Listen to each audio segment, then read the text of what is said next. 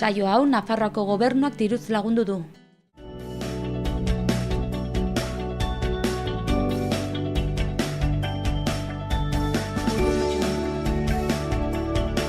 Arratsaldeon guztioi, ongi etorriak Xaloa telebistara, egunez egun Iruñerriko hotzak eta zaratak saioan gaituzue, gaur iraiak 25 dugu, astelena, arratsaldeon zure ere, Ainhoa. Arratsaldeon Larraitz. Zer moduz pasatu duzu asteburua? Hemendik Iruñatik aldapako Sanferminak zirenez, ondo. Eta zu zer moduz? Baita ere oso gustora. Ere Sanfermin txikitan ibiltzeko aukera izan genuen, eta oso giro polita eta oso gustora, baina gaur lanera multatzea tokatu zaigu. Bai, bueno. Bueno, gaurkoan iraiaren 25 dugu, zer dugu efemerideetan? Horrelako egun batean, alde batetik historian zehar importantea izan zen herri bat edo tribu bat desagertu zen, eta gero ikusiko dugu zein izan zen. Eta gero bestalde, asmakuntza bat aurkeztu zen Bilbon gainera munduan garrantzia handikoa. Ikusiko dugu. Bai. Gaurkoan egunkarietako azaletan egia esan protagonista nagusiena Alemania dugu, izan ere atzo hauteskundeak egin zituzten, eta Merkelek irabazi dugu 4. aldiz, baina badirudi ultra eskuinak sekulako indarra atera duela, eta pixka bat kezkagarria, horrelako indarrek hainbeste bozka ateratzarena. Kontu gehiago ere badira, trenbide kontuak adibidez Nafarroari begira, izan ere Nafarroan jendeak asko hartzen omen du trena, 580.000 bidaiari urtean, beraz, ez da esan erabiltzen ez denik. Eta kontu gehiago ere Katalunia eta horrelakoak, beraz, has gaitezen, ez da? Bai. Efemerideek.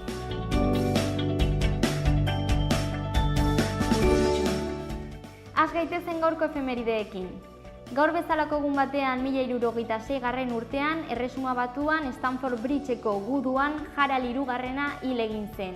Bikingoen azkenengo erregea izan zen eta bere heriotzak bikingoen aroaren amaiera suposatu zuen. Bestalde, 1906. urtean, orduko erregearen aurrean, Leonardo Torres Quevedo ingeniariak bere asmakuntza aurkeztu egin zuen Bilboko portuan. Telekino deitzen zen eta horretarako ertzetik ontzi bat mugitzen saiatu zen. Arrakasta izan zuen eta gaur egun telebista kontrolatzeko erabiltzen dugun mandoaren aurrekaritzat hartzen da.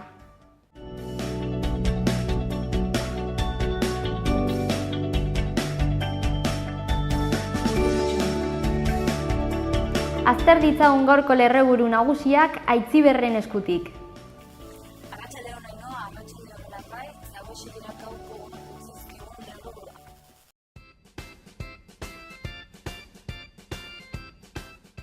Albisteekin hasteko Arkaitz Rodriguez izanen da Arnaldo Otegin leku hartuko duena sortu lehen gidaritzapean. Alderdiak konferentzia politikoa egin zuen larunbatean Iruneko Refena erakustozokan eta idazkari nagusia aukeratu zuten Rodriguez aldeko botoen 94% eskuratuta. Nafarroako unibertsitate publikoak euskaraz eskaini nahi ditu kreditu gehiago, baina ez du non eta noiz zehaztu. 20 graduko eskaintza dauka Nafarroako unibertsitate publikoak eta 2 egin daitezke osorik euskeraz. Eta unibertsitatearekin jarraitu Carlosena errektoreak adierazi du medikuntza ezartzea adosten bada 2019. urterako abian jar daitekeela. Ekonomian denda kate handiak irabaziak izaten segitzen dute saltoki txikien kalterako. 18 bertsolari gazteek hartuko dute parte lehen aldiz bertsokabi sariketan bikotekarituko dira 16 eta 20 urte bitarteko bertsolariak urriaren 8 hasi eta 26an bukatuko den sariketan. Eta asteburuan izandako Sanfermin txiki bestak Iruñeko alde zaharra jendez bete du. Eta kiroletan osasunak huts eta huts berdindu egin du Reusen aurka.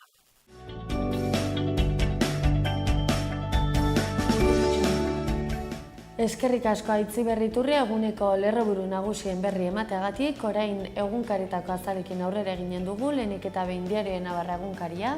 Hauxe dio gaurko Diario Navarra egunkariko lerroburuak, Merkelen garaipena lausotu du ultraeskuinaren arrakastak. Alternatiba Alemaniagatik, 3. indarra izan da CDU eta sozialisten atzetik. 4. hauteskundeak irabazi zituen Merkelek atzokoan. Bestalde gaurko argazkiko protagonista Leitzako herria dugu, izan ere Cabo Beiro 15 urte justiziari gabe, horrelaxe dio lerroburuak, deialdia egin zuten Leitzan duela 15 urte eta kil zuen Guardia Zibilaren kasua berriz ere ikertzeko eta omenaldia egin zioten momentuaren argazkia dugu beko aldean. Bukatzeko, goiko aldean eta argazki batzuez ere lagunduta, ospakizunak Nafarroako herri desberdinetan Uxuen adibidez Ogi Apurren eguna ospatu zuten eta Elizondon eta Garesen feriak izan zituzten.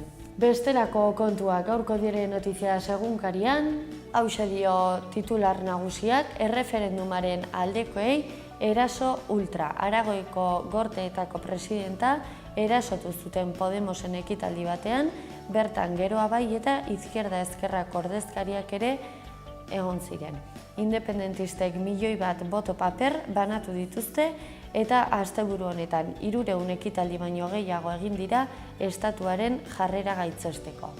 Bestalde gaurko argazkiko protagonista Nafarroako trenbide sarea dugu, izan ere 580.000 bidaiari mugitzen dira urtean erkidegoko trenetan. Tafaiako tren geltokia dugu argazki nagusi horretan eta bukatzeko lehenik eta behin politika kontuak, izan ere Urkulluk Eskozia eta Quebec eredu bezala jarri ditu eta bukatzeko kirol kontuak Jose Esparza munduko lehen pilota txapeldunari elkarrizketa egin diote gaurkoan Diario Noticias egunkarian eta halaxe diote bere hitzek takorik gabe jokatzen genuen dirurik ez genuelako. Aurrera egin dezagun gara egunkariarekin, lerroburuak hauxe dio 1 milioi boto paper urriaren bateko azken txanparako, azken egun hauetan ezjakintasun handia estatuaren jarreraren inguruan eta aldi berean ere mobilizatzeko deialdiak ugaritu egin dira.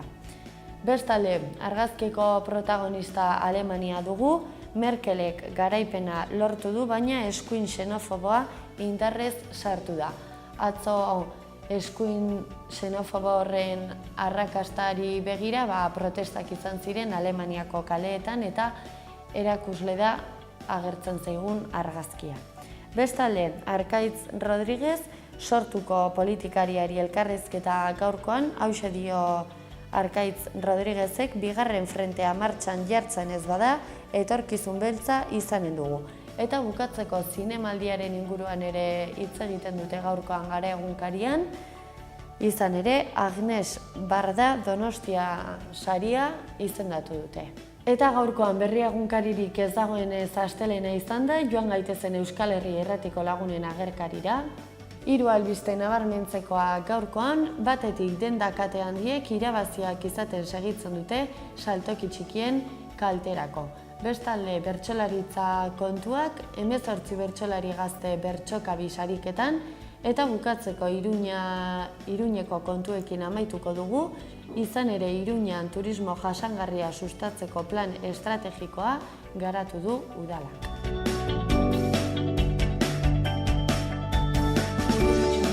Ikus dezagun aste honetako agenda. Ostegunean, larunbatean eta ostiralean, arratsaldeko 8:00 ikuskizuna egonen da Baluarte jauregian. Ballet flamenko Sara Baraz, itzalak izenburuarekin, sarrera 40 euro. Ostegunean eta hortik aurrera hilabetero azkenengo ostegunean, arratsaldeko 8:30 Iruñeako katedral hotelean kontzertu zikloa egonen da, sarrera doainik. Ostegunean, larunbatean eta igandean, Zentral Cafe Antzokian, arratsaldeko 8:30 hori ostegunean eta gainontzeko egunetan 8:00, kontzertuak egonen dira Beltza Weekenden barne, sarrera 40 euro. Ostiralean ere Iruñeako Zabalgunean, arratsaldeko 5:00 ekitaldi komertziala egonen da, Ensantxe Nuit, doakoa. Ostiralean, Atarrabiako Kulturetxean, jai aurreko kontzertua egonen da Nafarroako Orkestra Sinfonikoaren eskutik, sarrera 5 euro.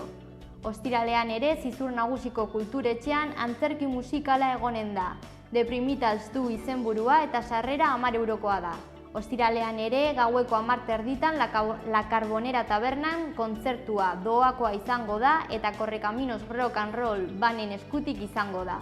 Larun batean musika klasikoko kontzertua Burlatako kulturetxean. Arratsaldeko 8 izango da, Artearen Lagunak du izenburua eta sarrera 3 eurokoa da. Larun batean ikastaroa Nafarroako Beku Lentegian Noainen. Sarrera 489 eurokoa da, egun osoa izango da eta impresora 3D bat eraikitzen ikasiko duzue. Larun batean Gaiarrantzokian magia ikuskizuna ikusteko aukera ere egongo da. El coleccionista de recuerdos du izenburua eta sarrera 15 eurokoa da. Igandean Olondoko erreferentziako zentru historikoan bisita gidatua emango da. Handik hasiko da eta Eugiko Arma lantegi zarra bisitatuko da. Ordua goizeko 10 hasiko da eta doakoa da. Iruña herriko udalerrietako berriak ezagutzeko unea iritsi da Larraitzen eskutik.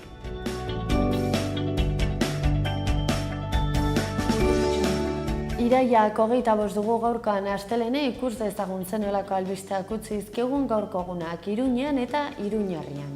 Iruñarekin hasiko gara egunero bezala denda eta ostalarien eskutik zabalgunea lurralde artistikoa izanen da irailaren 29an ostiralarekin Ensantxela nuiten beste edizio batean. Iruñeko udalak eta Ensantxe area komertzialek antolatu dute jai giroko jarduera hau zabalgunean aisialdia eta erosketak bultzatzeko asmoz.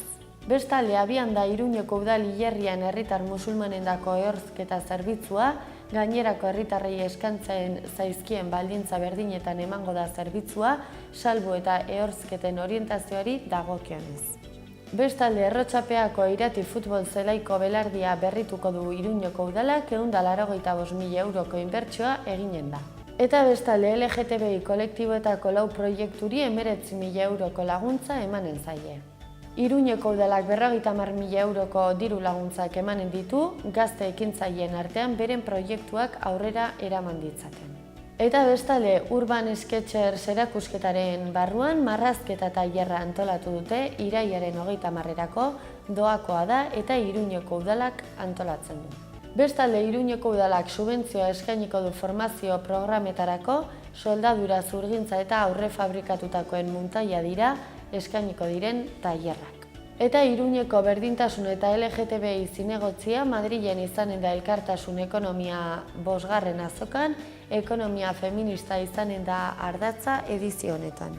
Eta Iruñeko alkateak Joseba Sironek Rosarioko, Argentinako Nafarroako zentroko presidenteari harrera egin dio.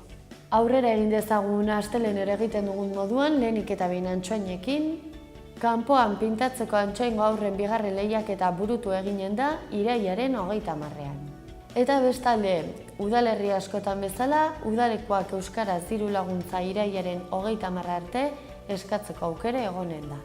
Bestalde, Nafarroa Arrosa Sarairen alde entitate eta saltokiak apaintzeko 3. lehiaketa egin dute, urriaren 6 bitartean parte hartu daiteke. Eta aurrera egin dezagun Arangureneko Ibarrarekin, Irulegiko gaztelura auzolana eta bisita gidatua izanen da irailaren 30ean goizeko 9etan Irulegiko gazteluan. Bestalde, emakumeenganako indarkeriaren aurkako lehenengo kontakizun laburren lehiaketa antolatu dute, azaroaren 3 izanen da lanak aurkezteko azken eguna. Eta bestalde, 2017ko Aranguren Ibarreko ingurumen argazkigintza lehiaketa ere izanen da haur eta gazteentzat, 2 lehiaketetara argazkiak aurkezteko epea irailaren 1 urriaren 16 da. Eta bukatzeko joan gaitezen Barainain aldera, euskarazko edo euskaratutako nobelak irakurtzeko kluba helduentzat izanen duzue, izen ematea irekita dago urriaren 20 arte. Eta bestalde, Barainengo udalaren kulturarloak 16 urtetik gorakoentzat zenbait tailer antolatu ditu, guztiak Barainain ekologikoagoa, jasangarriagoa eta naturarekin hurbilagoa izateko lore zaintza hegaztien behaketa eta baratzagune txikietan dira izanen dituzuen tailerrak. Bestalde, 2 pintore, 2 mundu, Asunción San Martin eta Enkar Sardinero kulturetxean egonen dira, urriaren 2 tik 19 erakusketak ikusgai.